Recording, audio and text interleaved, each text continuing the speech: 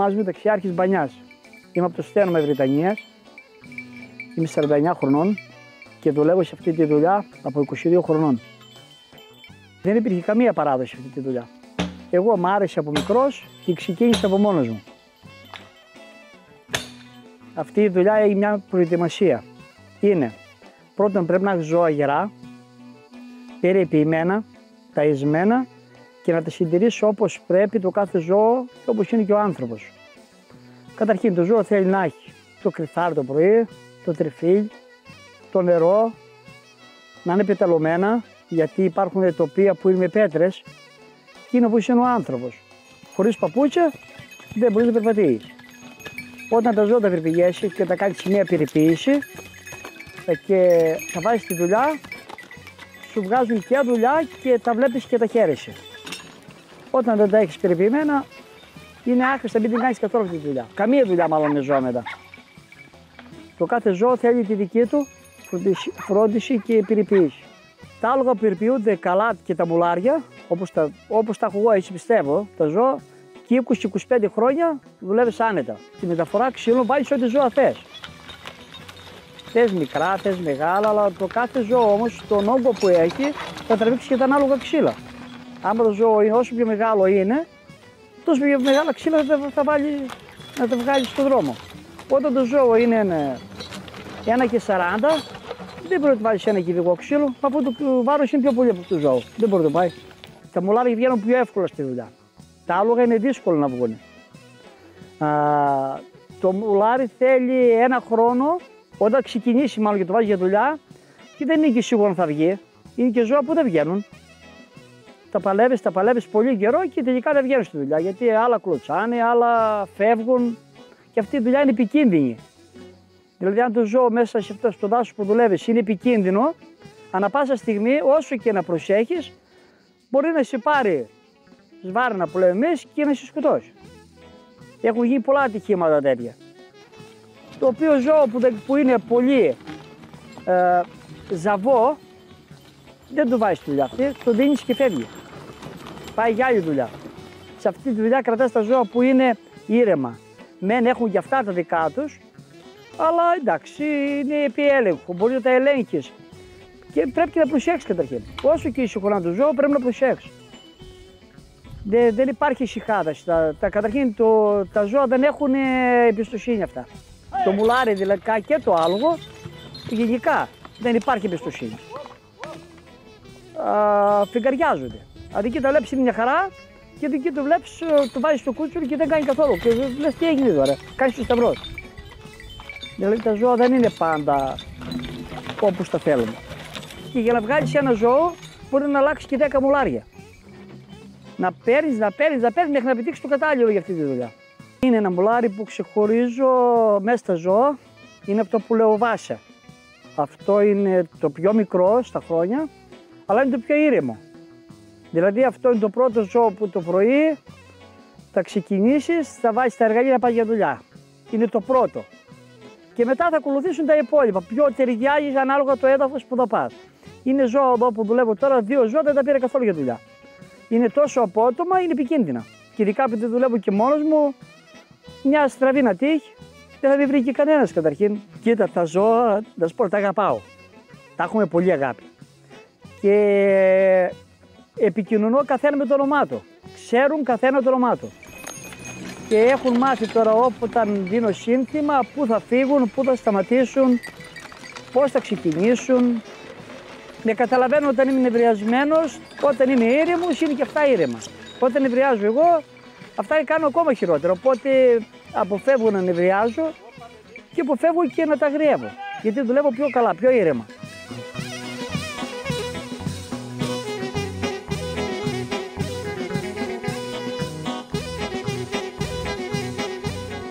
Η ελαττωμία είναι ένας συνεταιρισμός.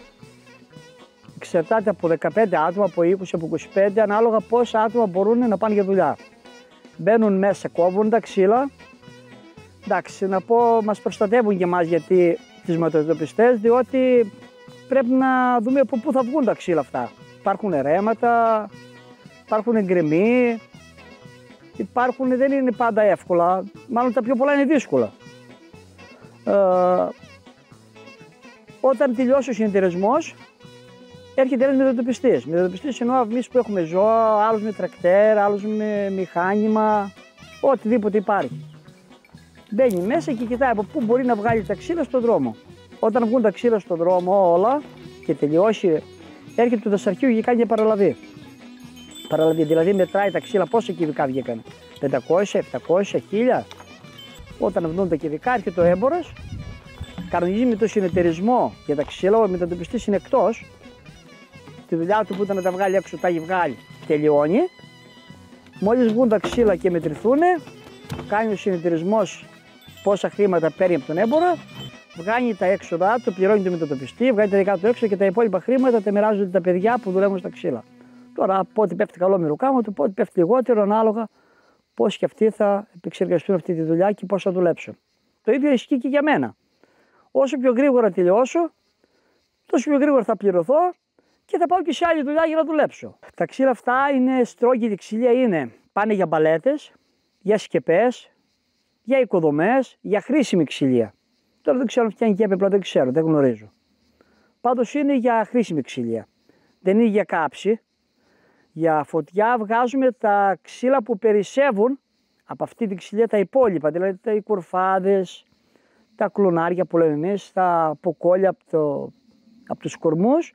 Αυτά μετά τα φτιάχνει ο συνεταιρισμός Ντάνα, τα ξαναμετράει πάλι το δασαρχείο και αυτά μετά το δασαρχείο τα προώθει σε οικογένειες, σε γερόντια, σε οικογένειες που ζουν στα χωριά που δεν μπορούν να πάνε για ξύλα. Τώρα δεν ξέρω κατά πόσο τα χρεώνει, δεν γνωρίζω. Αυτή η δουλειά μετατόπιση ξεκινάει Ιούνιο, που κόβουν οι συνεταιρισμοί, τέλος Μαΐου με αρχές Ιουνίου, και μετά παίρνει διάρκεια ανάλογα πόσα ξύλα θα έχεις πάρει. Σεπτέμβριο, Οκτώβριο, Νοέμβριο μας έχει πάρει πολλές φορές με χιόνια ακόμα. Χιόνια μας έπιαναν χιόνια και ήμασταν στο δάσος. Εντάξει, ανάλογα, τι ξυλία θα πάρεις. Μπορεί να πάρεις, εμείς έχουμε βγάλει μέχρι και 6.000 κυβικά, τότε που ήμασταν η ομάδα καλή. Τώρα μόνος μου βγάνω 2.000, 2.500, 3.000 έχω φτάσει.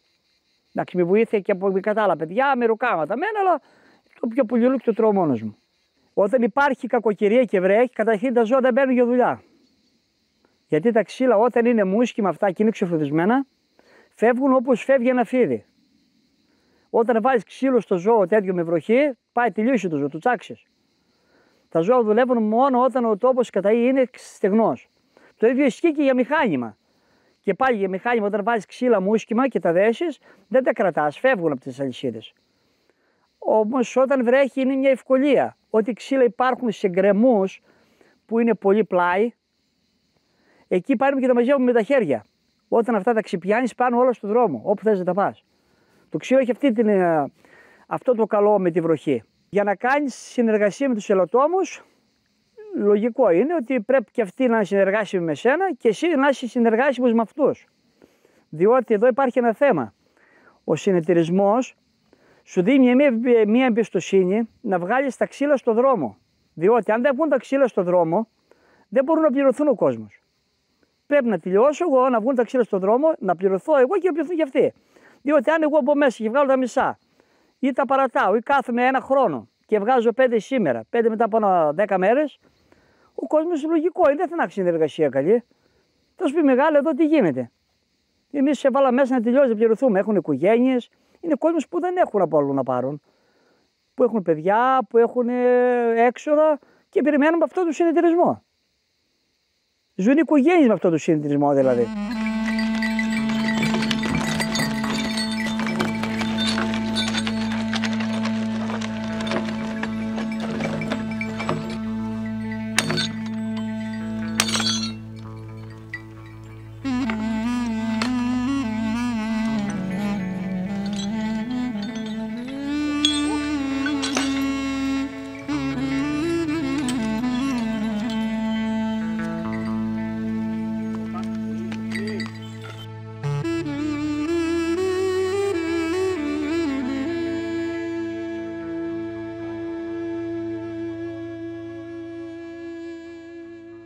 Εδώ πέρα το πρωί ξυπνάω 5.30 ώρα. Δίνω κρυθάρι στα μπλάρια. Με χαφά του κρυθάρι φτιάχνω καφέ. Μόλις φτιάξω το καφέ, δίνω πάλι στα ζώα να φάνε τριφύλι. μέχρι να φάνε αυτά καραμσάουρ, μια ώρα περίπου να φάνε. Πίνω καφέ, φτιάχνω κανένα εργαλείο που θέλω, ετοιμάζω ό,τι χρειάζομαι τα υπόλοιπα και μόλις δω ότι φάγανε, από ένα-ένα τότε βάζω τα εργαλεία, τα ποτίζω νερό και φεύγω για τη δουλειά. Μόλις πάει ώρα 12-12.30, μία το πολύ, μία παρά, σταματάω για μεσημέρι και για μένα και για τα ζώα.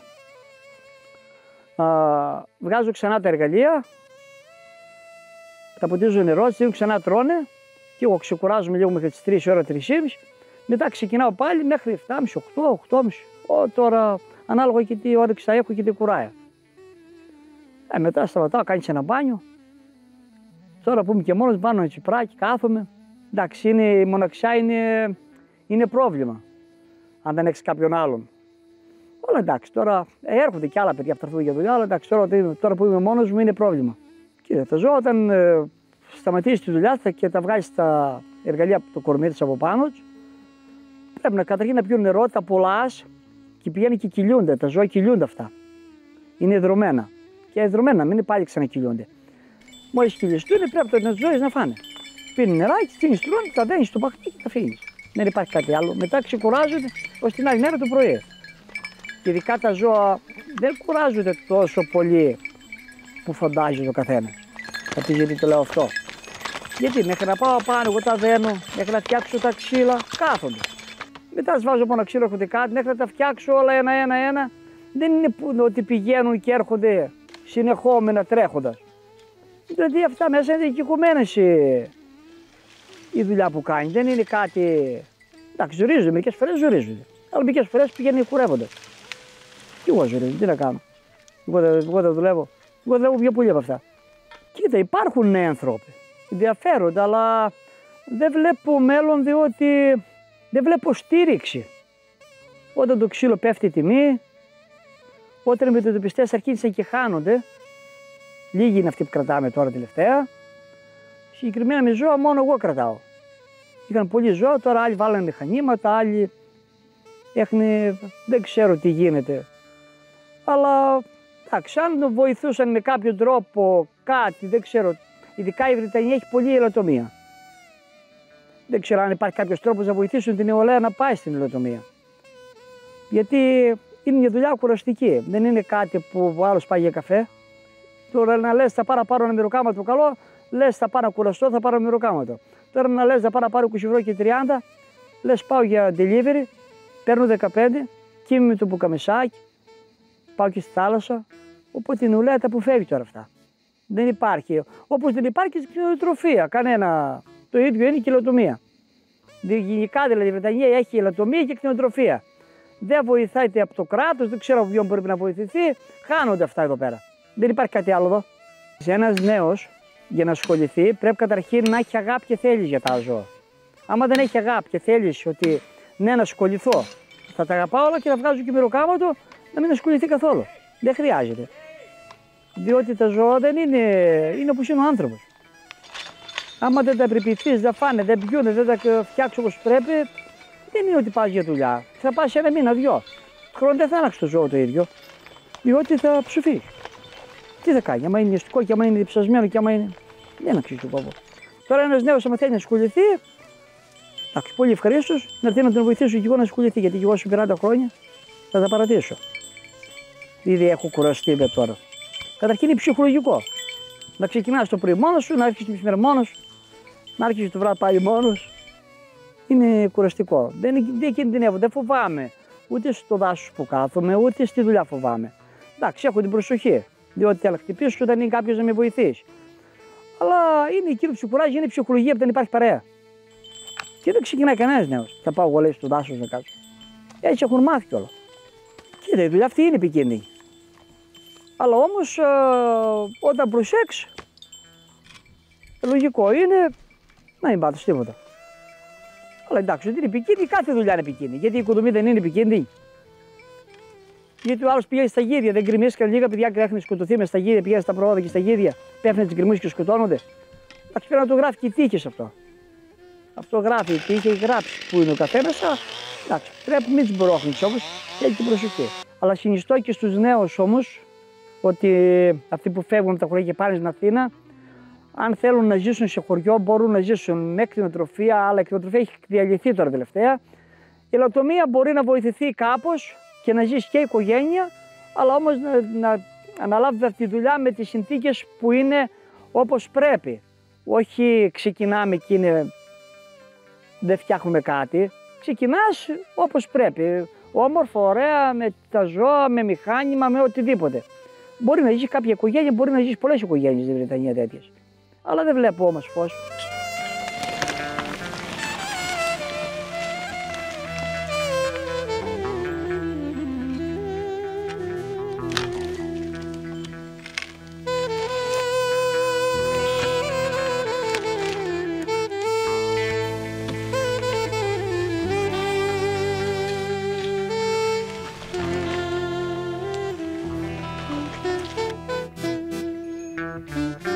Λοιπόν, αυτά τα χρόνια που δουλεύω εγώ στα ξύλα, καταρχήν δεν έχω αφήσει ποτέ ξύλα μέσα σε συνεταιρισμό.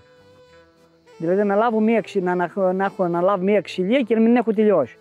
Ποτέ, τόσα χρόνια, δουλεύω 27 χρόνια, ποτέ. Όταν θα αναλάβω μία δουλειά, θα την τελειώσω. Μα καλά, μα άσχημα, μα ένα μήνα παραπίσω, μα 10 μέρες, θα τελειώσει. Ποτέ δεν έχω αφήσει δουλειά ατελείωτη.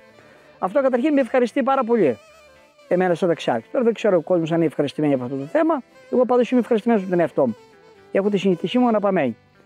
Και εκείνο που μου αρέσει που δουλεύω στα δάση είναι ότι δεν κάνω πολλές καταστροφές με τα ζώα. Με τα μουλάρια δηλαδή. Θα περάσω, θα ρίξω δρομάκια μικρά και θα βγάλω τα ξύλα. Δηλαδή δεν ήρθε κανένας ποτέ να μου πει: ξέρεις, κατέβασε σύρτα, που λέμε εμείς γιατί συρτώνουμε τα ξύλα. Κατέβασε σύρτα στον δρόμο και ήρθε το νερό από κάτω και πνίξαμε το χωριό και πνίξαμε τα. Δεν έχει συμβεί ποτέ αυτό. Γιατί τα ζώα δεν κάνουν καταστροφή. Και ενώ τα μηχανήματα κάνουν καταστροφή στα δάση. Αν και εγώ βάζω μηχανήματα, μπορεί να μην έχω δικό μου, αλλά χρειάζομαι μηχανήματα και παίρνω. Αλλά όταν τα μηχανήματα μπαίνουν μέσα στα δάση και φτιάχνουν δρόμους, μετά από σε μια δεκαετία ξαναμπαίνουν πάλι στον ίδιο δρόμο. Ό,τι ανενέω βγαίνει φυτόριο, αυτό ξαναχαλάει πάλι. Δεν είναι κάτι δηλαδή που βοηθάει. Αλλά και χωρίς τα μηχανήματα όμως, δεν βγαίνει και τα ξύλα τις πιο πολλές μεριές. Αυτή είναι η αλήθεια. Αλλά μπορούμε όμως, υπάρχει τρόπος να τα βγάλουμε από τον δρόμο, γιατί το μηχάνημα έχει σύρμα. Θα πάει πιο κάτω το σύρμα, θα τα βγάλει πάνω. Εντάξει, τώρα πέφυγαν όλοι τα ζώα, είμαι ο μόνος που έχω μείνει με ζώα στη Βρετανία. Ενώ τα χρόνια ερχόνταν από Τρίκαλα, Καλαμπάκα, από παντού. Υπάρχουν όμως μετατοπιστές ακόμα με ζώα που ξέρω σε άλλες περιοχές που δεν αφήνουν μηχανήματα τα δασαρχεία. Εκεί μπαίνουν μόνο με ζώα. Όπως δουλεύω εγώ τώρα, ζώα και χέρια. Δεν υπάρχει μηχάνημα. Τώρα εδώ πέρα εμάς έχουν μπει τα μηχανήματα. Τώρα δεν ξέρω που οφείλεται αυτό. Είναι παντού γενικό, είναι μόνο στο δικό μας τον τομέα. Δεν ξέρω.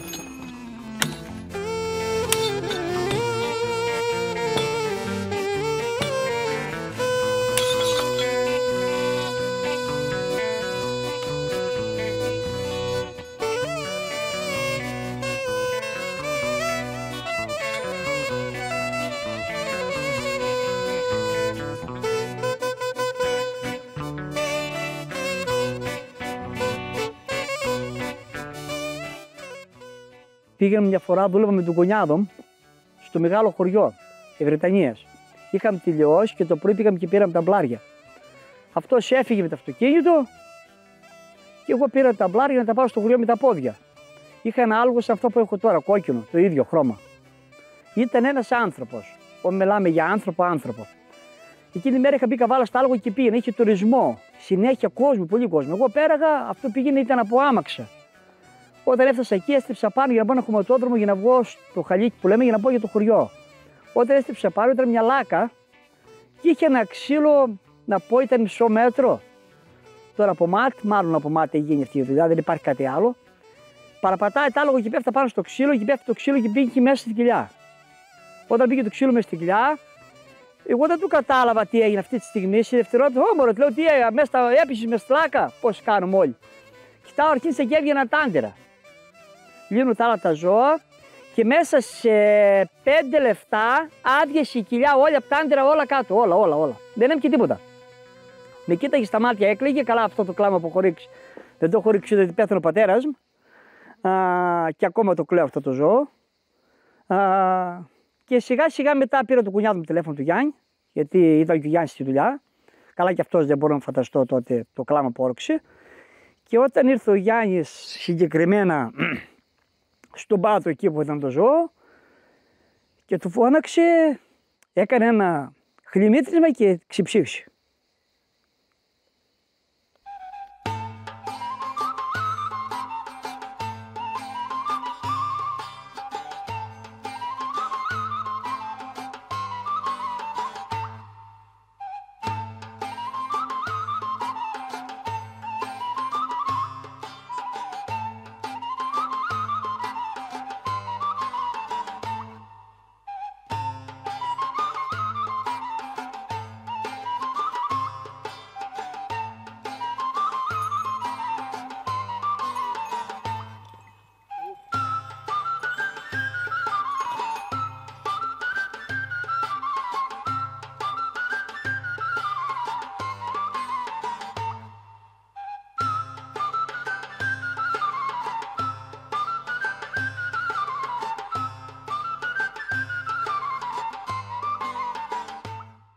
Και εγώ ευχαριστώ για όλα, να είστε καλά και πάντα υγεία σε όλο τον κόσμο.